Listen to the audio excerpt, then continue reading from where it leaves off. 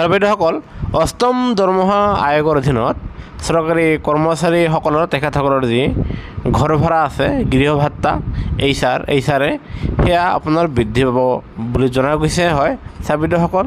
আৰু এই ক্ষেত্ৰত এক বিশেষ শেহতীয়া খবৰ প্ৰকাশ পাইছে। প্ৰথমতে আমি কেন্দ্ৰীয় চৰকাৰৰ কৰ্মচাৰীসকলৰ কথা ক'ম আৰু তাৰপিছত আমি ৰাজ্য চৰকাৰৰ কৰ্মচাৰীসকলৰ বিষয়ে ক'ম।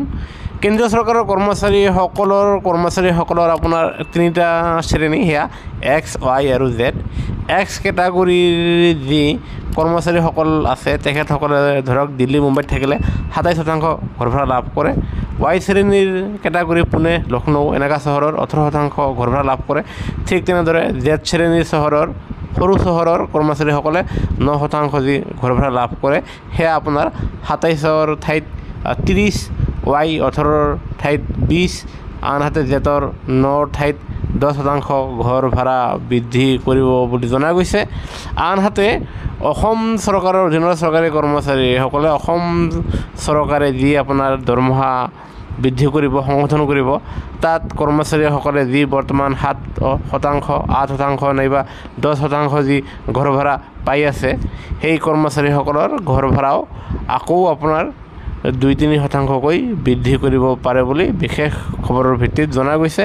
আৰু সেয়েহে অষ্টম দৰমহা আয়োগ আপোনাৰ 2026ৰ মাজভাগত সমগ্ৰ ভাৰতবৰ্ষতে প্ৰৱৰ্তন হোৱাৰ পিছত অসম চৰকাৰৰ ফালৰ পৰা আপোনালোকৰ এয়া অসমৰ কৰ্মচাৰীসকলক অষ্টম দৰমহা আয়োগৰ লাভালাভ দিয়া হ'ব আৰু য'ত অসম চৰকাৰেও অসমৰ কৰ্মচাৰীসকলৰ ঘৰ ভাড়া বৃদ্ধি কৰাৰ সম্ভাৱনা দেখা গৈছে।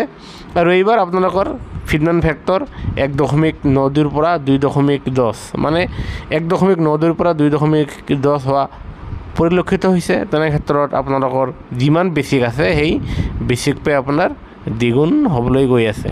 সেয়েহে এয়া ভাল খবৰ নিশ্চয়, যাৰ ফলত চৰকাৰী কৰ্মচাৰী পেঞ্চনাৰসকলৰ বেছিক পে দুগুণ হ'বগৈ। সেয়েহে কৰ্মচাৰী পেঞ্চনৰ প্ৰতিটো শেহতীয়া খবৰৰ বাবে আমাৰ চেনেলটো ছাবস্ক্ৰাইব কৰিবলৈ নাপাহৰিব।